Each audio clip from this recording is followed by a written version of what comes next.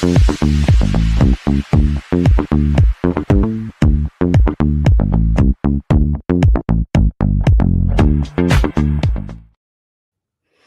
everybody. Welcome back to Let Her Cook, brought to you by BSCN. I am Jackie Dutton, your hostess with the mostest and curator of spiciest takes.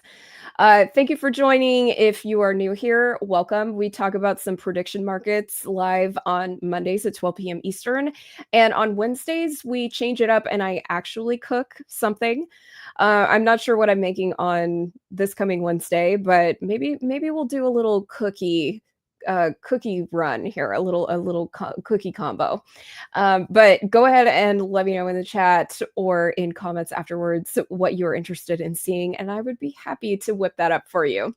As discussed, we talk about some prediction markets. We are a Polymarket partner and affiliate, so we use Polymarket, which is now something you can only view in the US, but they recently got approval to be able to be used by US-based customers.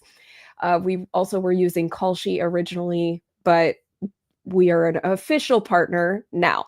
So let's get into some of the topics for today. This is just a quick and dirty 30 minutes, but we are going to go over some pertinent topics, some things that are close to happening potentially, or some things that are a little further out, but always an interesting topic that you can also place your predictive market bet on. As always, nothing I say is financial advice. Absolutely nothing. Please be responsible. Never risk more than you're willing to use. All of that kind of thing. Gamble responsibly. I know that there's a back and forth about whether or not prediction markets are gambling or not, but I do believe that they are, and you should plan accordingly with your finances. Having said that, let's go ahead and get into the first topic of the day. So the topic of grass in the US potentially being rescheduled before the end of this year. This bet is shockingly low, in my opinion. It's low. And I'm going to get into why I actually believe that this is a yes. I understand that the news site is, specifically geared towards people who probably enjoy news about grass, but this has also been a rumbling on X and Twitter and other areas of social media that President Trump may be about to announce that he is reclassifying grass, and his opponents warn as the White House denies rumors. There are other posts on X that I've seen where White House officials are saying, no, that this is not a rumor. This is actually going to happen. So this is against a prohibitionist group, so a group that doesn't want to see the legalization of grass happen. But there has been a swell of speculation in recent days from industry observers as well as opponents of rescheduling it, that President Donald Trump would be making a decision on moving grass from Schedule 1 to Schedule 3 of the Controlled Substances Act as early as Thursday or Friday. So from what I had seen, this article is from December 11th, so just 4 days ago. But what I have seen is actually the decision would be by executive order and today. And the rules for this predictive market show that it will resolve to yes if it's scheduled down. And this would actually take place if it was just an executive order. So if he signed this, regardless of, a Supreme Court ruling or something crazy happening, this absolutely, I think, is possible just by executive order. So for people who don't understand the classification of grass in the US, state by state, it completely depends where you are. Some, it is only legal medicinally, and you have to have a prescription from a doctor that says that you need this, and then you can go to a regulated dispensary and get a hold of it. Other states like Colorado and California, you can just walk in with your state driver's license, and as long as you are a resident of a state where it is legal, you can just buy it. And it is crazy to see kind of the evolution of that. And I remember going from seeing like mom and pop stores originally in California to what has blown up into fully branded, it looks like the Apple Store for grass, right? Something called MedMen is in California, and that is a very big brand for this. But state by state, this is obviously something that just kind of depends where you are and the severity of it. Federally, though, this is still illegal. This is still considered a Schedule 1 drug. I think even heroin might be Schedule 2.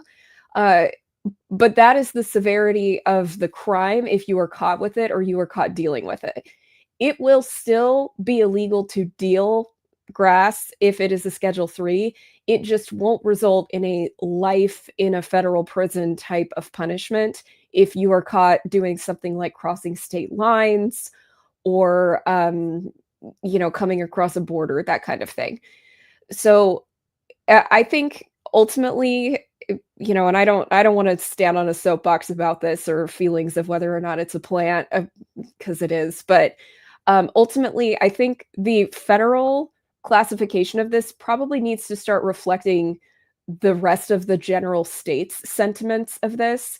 And I understand in America we have kind of a difference between states' rights and federal rights, and abortion was another issue that was kind of one of those topics in the country about letting states do whatever their citizens wanted to vote for. Um, but it's not really making a whole lot of sense at this point that federally it is so illegal, and almost all 50 states have come to an agreement that it doesn't need to be this crazy of a punishment, that policemen and the justice system doesn't need to waste their time on the outcome of this. So I personally, if this happens based on these rumors, this would be a crazy come up of a bet. So this would just be rescheduled in 2025. So please keep in mind there's only 15, 16 days left on the possibility of this bet. Some of the comments suggest that Trump will actually do this mainly to distract from the Epstein files.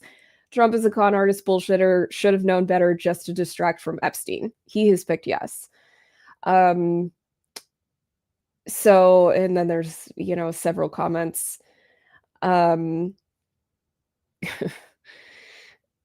Yeah, so we'll see. Classic move to distract the public. Trump team and voter base is the most pro-grass crowd post 1968, with the possible exception of Obama, will 100% come before the midterms. Again, this bet is just about the end of the year, but I think the collective opinion is that for this administration, reclassifying this is more of a matter of when and not if. But if this happens before the end of the year, this would be crazy, and this would really this would be a huge come up. So if you, let's say you put $25 on this bet, you would win almost 2,500 right now. I think it's worth a shot, right? Okay. So let's go to a holiday topic here. How many gifts will Santa deliver in 2025? Exactly how are we verifying this? Currently, there's over $57,000 of volume on this topic, and the highest likely odd is that it's between 8.2 and 8.3 billion. I just want to know, are we checking with Mrs. Claus? Did we consult an elf, or is one of us fostering one of the reindeers? How are we getting to know what the actual answer is here? This market will resolve to the total number of gifts delivered by Santa for Christmas 2025, as reported by the NORAD Santa Tracker. If the reported number of gifts delivered falls exactly between the two brackets, then this market will resolve to the higher range bracket.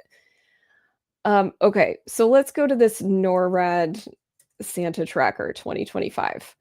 If you have kids, you can actually get on this website, and I believe it shows you like where Santa is for the day, and on Christmas Eve specifically, and by time zone, generally where Santa would be. Let's see. No red hair tracking Santa, and the Santa Tracker countdown goes live in 8 days. Dude. So we're just gonna leave it up to NORAD. Okay. I don't know how they're calculating this, if they're basing this on how many Christians are in the world or not, but that's where you would find that information. Um, let's see. So I think this person is going based by year and probably just by population increase. So this is the general breakdown of what they think will actually happen, and this is why they picked 8.1 to 8.2. Um, here's another one. So does he exist? Of course he exists. Yeah, absolutely. What do you think inspired all of these Christmas movies and Elf and everything else? Of course he's real. Okay. So we will check back in with that post the holiday to see how many gifts Santa actually delivered. Leave out your cookies and milk. All right. Going over to just kind of like a social media topic, if you will. Who will acquire TikTok? If you haven't been paying attention, there was a possibility that TikTok itself would be banned in the US, and it was down for a brief period. And then I believe Trump ended up signing an executive order to allow it to continue. There is a security concern within the US that because TikTok is Chinese spyware instead of American spyware, they don't want it to be used by their users in this country. So, the top contender for who will actually acquire TikTok US, the US version, so that the US customers can use it, is Larry Ellison, who also owns Oracle. An interesting fact about Larry Ellison, particularly his son, is that in the current Netflix versus Paramount acquisition of Warner Brothers, that for the Paramount acquisition, they are relying on a specific amount of money from Larry Ellison, because I believe it's his son that is trying to acquire Warner Brothers. This would also mean that they acquire CNN. So I'm sure Larry Ellison has enough money to do both. But does he have enough money at the end of the day to acquire TikTok and also give the money for the acquisition of Warner Brothers? And if he does not, then this also kind of hangs in the balance. Which one would he choose, ultimately giving the money for that acquisition or buying TikTok? But in the event that he does both, we start needing to have a bigger discussion now about the fact that the guy who owns TikTok also owns a massive stake in CNN, essentially. And then you just have more threads that weave together of the convoluted control of marketing and messaging within the US. So I think that's just something to consider. I don't think it's something that the government would get in the middle of, but we'll see. There are a lot of people who don't want to see this happen because I think Larry Ellison is vocally a little more conservative, and I think he is actually donated to more conservative campaigns over over time. So we'll see if this happens, but he definitely has enough money to do both. But if he does, this would also mean a double acquisition if Paramount ends up winning. So we'll see. All right. I just need to clear the floor before we start this topic. Who is the next James Bond actor? Now, this predictive market will resolve by June 30th of 2026, so a little more than 6 months. But I need to preface this by saying there is just one answer for this question, and it doesn't matter when the bet ends. It doesn't matter if this is 6 years from now, if it hasn't happened. It doesn't matter if this is next week. There is only one answer, and it's Henry Cavill. He is British, he is handsome, and he also has auditioned for this role before, and I think they gave it to Daniel Craig because they felt that he was just a little too young at the time. But if this man is not the next James Bond, we will riot. Go to any comment section where this becomes a topic. Go to any comment section on social media, and they're like, "Oh, who should be the next James Bond?" It's Henry Cavill. It has always been his part. That's it. He is a gentleman. He We're gonna pull up a picture because I can't like not do this while we reference it. We're going to images. Look at this jawline.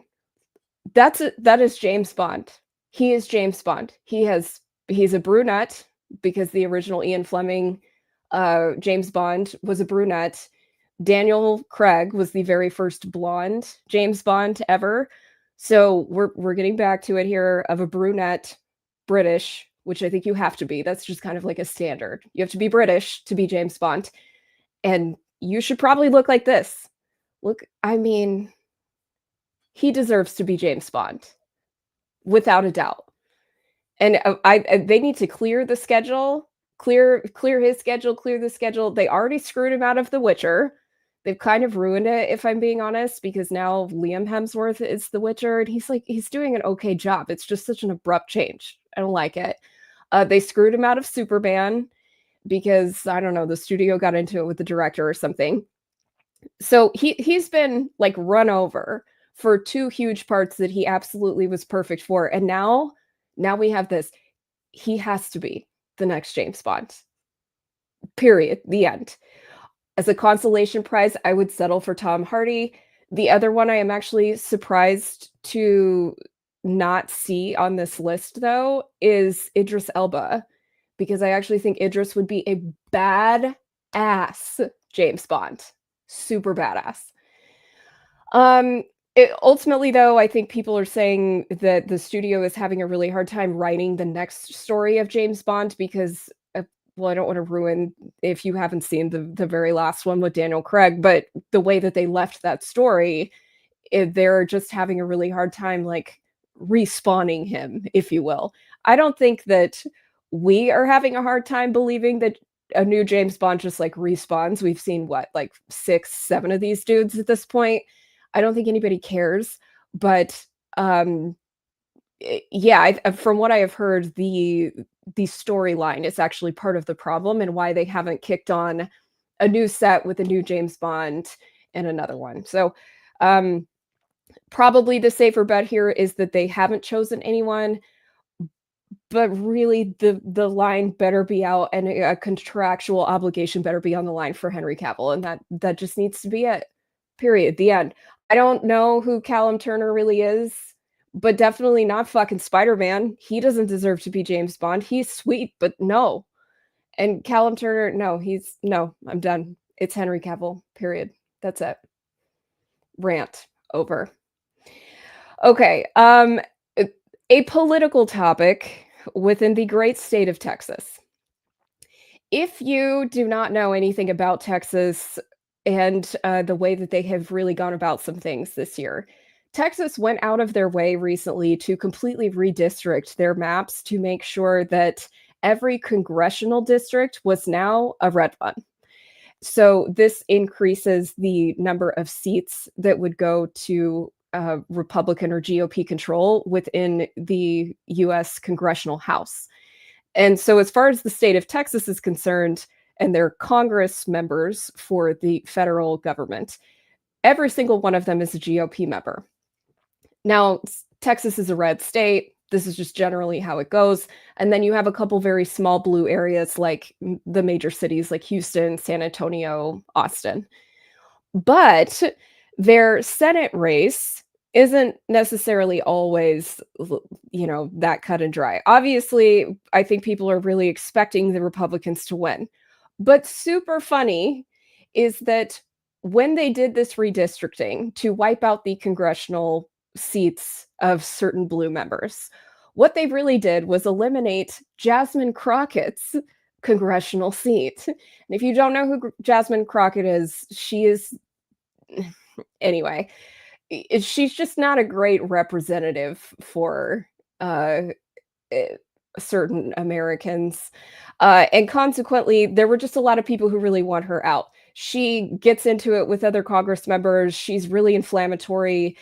She is African American, and she ends up saying some things that I think just really piss a lot of people off, and they reflectively are just bad for her and bad in general for the people who support her. She is a Democrat.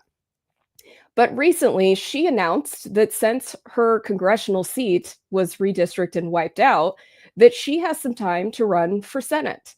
And she did a poll, or someone did a poll, that helped convince her that she should run for Senate. So the National Republican Senatorial Committee, they published a poll in her favor. And the Republicans, are taking control, or they're taking credit for this last minute decision for her to run for US Senate, because they published this poll saying that she would win. And it convinced her that she was going to be good and she would actually end up winning this seat. It's not gonna happen because she's not very likable, and consequently, I think the Democrats are pissed and freaking out because they would have put somebody a little more, likable with the chance of actually winning the seat in place, but instead, because she's running and she has a little more notoriety than someone else right now, she will probably at least secure the primary and consequently lose bigly to the Republican in the final one. So absolutely hilarious when you let your enemy convince you to make a stupid move like this. So, yeah, ultimately, this bet, hilarious.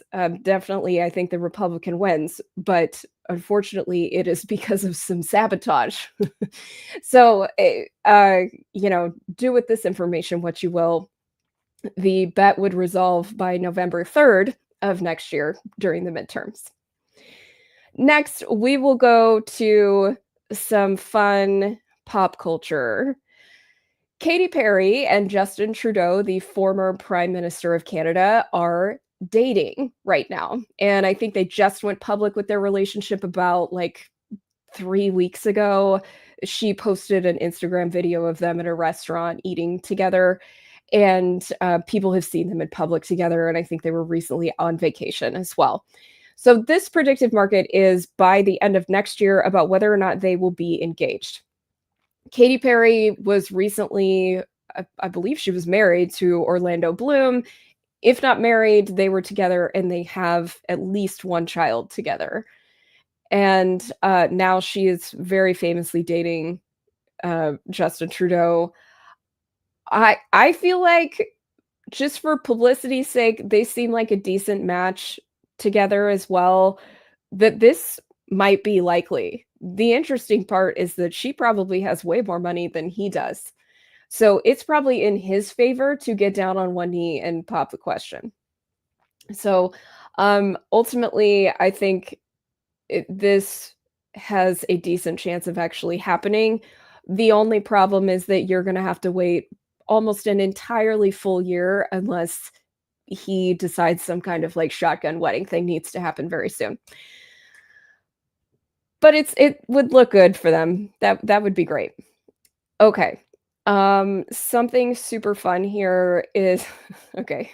Friday, if you were following anything in the stock market, the CEO of Lululemon resigned. And consequently, the stock pumped this hard at the announcement that the CEO resigned. Can you imagine? I feel like this is a decent, point here. Imagine your resignation creates $2.5 billion in shareholder value. It was time for you to go, sir. So consequently, yeah, the CEO's out, and this has got to be the most degrading thing as a CEO when the market is so stoked you're quitting that it throws billions at your stock. Oh, man. If you don't know what Lululemon is, it's an athleisure athletic wear company. They make $120 yoga pants, and it was seen as like a very kind of like elite, bougie type of workout clothes brand for a while. And I think since then they've actually just kind of declined because of more competition from other brands like Alo. But now it looks like the hopium has infected the stock. I have no personal idea here about who the next CEO would be, but it looks like Megan Frank is the top contender. I don't know who that is, but yeah, it's super funny that when somebody resigns, it adds that many billions to the market here. Over in some crypto news, we have the possibility by the end of March of next year that BitBoy will be convicted. I think currently he is in jail. If you do not know the story of Bitcoin, if you do not know the story of BitBoy, it is the most epic crash out that you have ever seen in crypto. At one point, I believe he was making something like $40,000 a video, at least, or charging at least $40,000 a video to recommend a shitcoin. And then we all remember, if you were around, this live stream moment where he was live streaming, harassing a friend who had supposedly stolen his Lambo. He had repossessed the Lambo, but he showed up outside of Carlos's house and he was ranting and screaming like a lunatic. And on the live stream, after crying and saying he was working on his relationship with his wife, he confessed to the camera and the cop during the live stream that his mistress was in the car while he went and did this little joyride. So BitBoy is now, just to compound the amazing decision making of his life choices, he apparently threatened a judge via email over the separation of him from his company and all of his former business partners and employees. And consequently, the judge had enough. So he was picked up, I believe, in Florida, and he has been awaiting trial. And I don't think that this says convicted of what. Let's see. He was recently arrested due to a warrant issued for threatening communications he sent to a judge. You can read more about that. This market will resolve to yes if he is convicted of any charges related to the emails he sent to the judge. Convictions must be for criminal charges. If the case is completely dropped, the market will resolve to no. So, this is very Black Mirror and dystopian and gambling on somebody's fate and future this way, but consequently, I mean, yeah, I don't think I really feel bad at the end of the day, because this guy, he fucked with a lot of people, including people I personally know, and I don't feel bad, but I do think that there is actually a good chance that he does get convicted. Will it happen before March? I don't know. Somebody's gonna have to look at the court calendar, and then you research that bet. You let me know. The last one I do want to talk about here is a little bit of a political topic. Will Paul Feinbaum announce an Alabama Senate run by December 31st? So within the next 15, 16 days. Tommy Tuberville, who is currently the Alabama senator, I believe he is leaving the Senate to run for the governorship of the state of Alabama. Tommy Tuberville was formerly the Auburn coach. I think he won a national championship there. And Paul Feinbaum is the host of an SEC sports show on ESPN and a very well-known commentator within the space. It would not surprise me if he announces the Senate run. He would also have to leave this gig on ESPN. I don't think he can do both. And those would be some pretty big shoes to fill, because who's going to piss off SEC sports fans besides Paul Feinbaum? I'm sure someone will happily take his place. But it would not shock me if he won, ultimately. I think it's just a matter of if he announces this before the end of the year. But there is this spot opening, and the state of Alabama seems to have no problem selecting people who really know their sports. So we'll see if this actually happens, but I think this has a decent chance of going. Let's see. There are no comments right now. But he did state that he was considering running for a Senate seat in the state. Good luck to you, sir. I'm sure there are enough. I'm sure you haven't pissed off Alabama fans enough to get them to vote no. I think they still would trust you with your opinion in a federal Senate seat. All right. Thank you so much for watching today. This has been Let Her Cook, brought to you by BSCN. I am Jackie Dutton, and come back on Wednesday at 12 p.m. Eastern, and we will be making something, I don't know, probably Christmas themed, just because. And I will see you guys next week. And as always, not financial advice. Please bet responsibly, and make sure you sign up on Polymarket and give it a look. All right. I'll see you guys next time. Bye.